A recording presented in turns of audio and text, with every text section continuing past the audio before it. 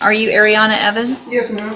And this is 22-41163, and Miss Evans is currently on probation for a lesser offense of terroristic threat against a public servant, a Class A misdemeanor, and previously in court entered pleas of true to counts 2, 3, 4, and 5.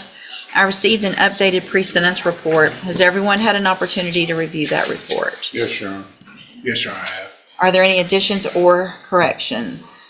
No, Your Honor. I have something, Your Honor. Yes, ma'am. GPS device, I was just emailed by Friday, 5:43, that it's been dead, the battery's been dead for 3 days. Okay. It's not being tracked at this point. Okay, thank you, ma'am. Mr. Kimler? Well, Your Honor, the recommendation obviously is not favorable to Ms. Evans. I mean, they do provide an option that if the court does consider maintaining her own probation. Well, she doesn't want that.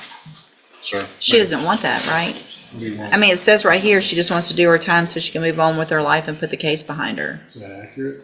Yeah, but I mean, if I like get the chance to like get reinstated, I'll do it too. Which deed, Ms. Harris? What do you want? If I can do the 60 days that they offer me and be off probation. Well, 60 days is off the table. So that's what the state offered, I think, before. Y'all are unagreed. It's up to me to sentence you today, Yeah, so. okay, so What- I'll have to be reinstated. Okay, It is a misdemeanor, Your Honor. I understand. Go ahead.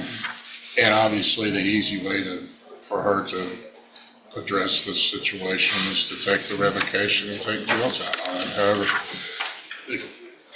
the defendant's version does indicate some mental health issues. And obviously, probation is a system designed to try to keep people out of the actual criminal justice system in the future and avoid incarceration. So just looking at this, since it is just a misdemeanor, that I would suggest, just in her interest, and perhaps in the interest of the community, that she be continued, follow the, maybe the recommendation, you adjudicate with 30 days up front, or no upfront time, but the mental health component be addressed with Ms. Evans to see if she can make progress with her so-called incorrigible attitude, which I think under the DSM may be diagnosed as an what do they call antisocial personality disorder, whatever her issues are from the mental health standpoint. Did you see that somewhere, or did you just make that up?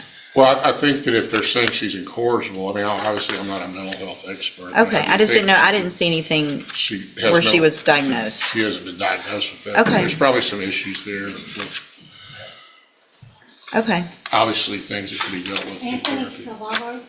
Judge, I think incorrigible and defiant means she doesn't want to do probation, doesn't like people telling her what she can and can't do. I'd ask that we revoke her.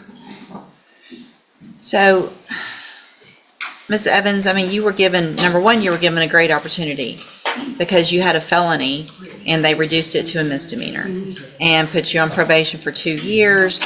It looks like they gave you all types of help through JCDI, and you failed to complete your groups, didn't obtain a sponsor, you were testing positive, you were ordered to the Franklin North so that you could get some more intense help.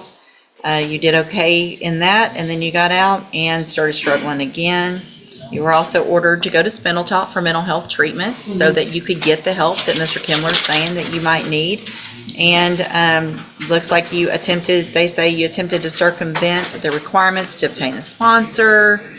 Your sister pretended to be your sponsor.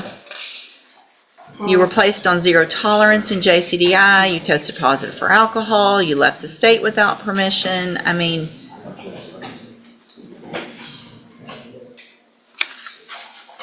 all right, I'm going to find that you entered your pleas of true to counts 2, 3, 4, and 5 freely and voluntarily. Find those counts true. Find sufficient evidence to find you guilty, and at this time find you guilty of the Class A misdemeanor of terroristic threat against a public servant. I'm going to sentence you to a term of 180 days in the Jefferson County Jail.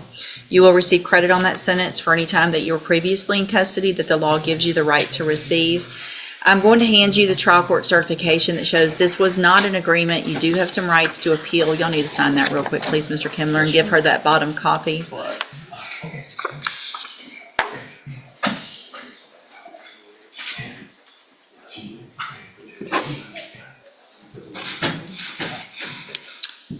And he'll give you that copy of that, and then you can go with the bailiff. Thank you, Your Honor. Thank you, ma'am. Can I get my phone on my system? Talk to the bailiff, just talk to the bailiff. I need to. Yeah. Give me just a second, Mr. Gross. So, you were late this morning, Mr. Gross? Yeah, man, I might have to ride a bike before a bike here. My bad. Okay. So, probation sent me over an administrative hearing showing that you had failed to report twice in August and then again in December, that you weren't working and giving proof of that, that you're behind in your community service, that you didn't take the defensive driving course yet, that you did not complete the psychological evaluation so that we could figure out what, if any, tools, so we could figure out what, if anything, you need to be successful on probation. So let's start there, because I think that's probably one of the most important parts of it, is why haven't you done that evaluation yet? I got an ill mom, like, she, we need help around the house and stuff like that. You're not going to be able to help her if you're in prison, are you? Okay, so you have to do your probation no matter what. That's not an excuse, and I won't take that as an excuse. You can make an appointment. You're going to get that evaluation done within the next 2 weeks, or I'm asking them to file a motion to revoke your probation. It's that simple. 2 weeks. 2 weeks to get the evaluation done.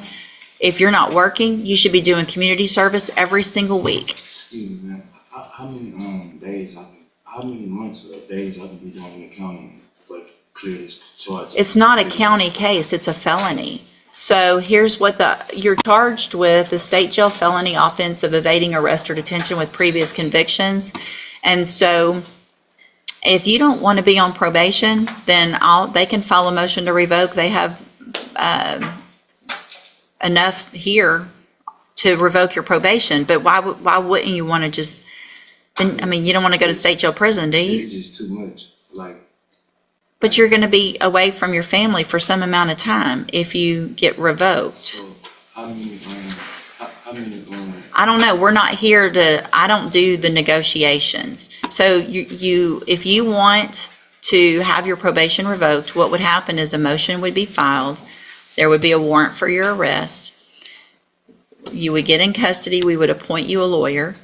That lawyer would talk to Ms. Malfino. They would discuss what your violations are, what they think might be a fair punishment. We would come to court. If I think it's a fair punishment and agree with him, I would give it to you, and you would go do whatever time that is. It's not gonna, I would assume it wouldn't be the whole 2 years, but I don't know right now. I don't remember what your criminal history was, other than I know you got, hold on a second.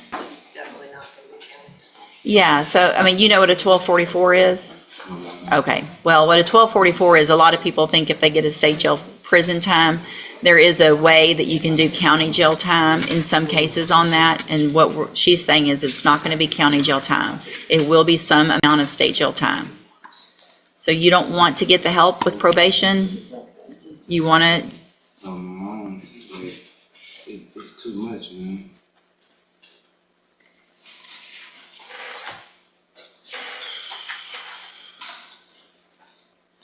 All right, well, I don't know that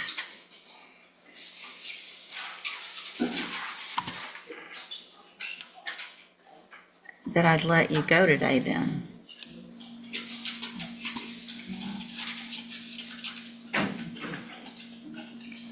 Have there been any issues with drug use? Any no positives?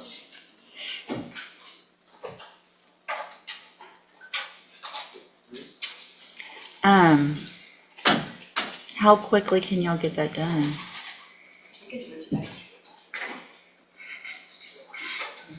What's your position with regard to where we stand right now? We've got violations, obviously. Right. If he doesn't want to go do those things, I'm sure we should take advantage of the help we're trying to get from Judge. I know. It seems a shame. I don't disagree. It's not for me to decide. I know Ms. Ware would be willing to work with him. I know what he says, it's a lot. I know there are specialized cases that can maybe help him get on track. I know that's what we're gonna work for.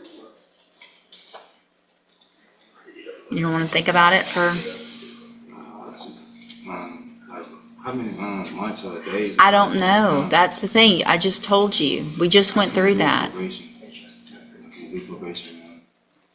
All right, then at this time, what I'm going to do, unfortunately, Mr. Gross, is because of those violations of your probation that you already have, at this point, I'm going to order as a condition of probation, because you're still on probation, that you serve 20 days up front time. You'll go into custody today. That'll give the state time to get that motion to revoke filed. You'll get credit for the time that you're sitting, but I'm not going to let you go today and possibly do something else that you're not supposed to do while you're on probation. So you can go back with the bailiff.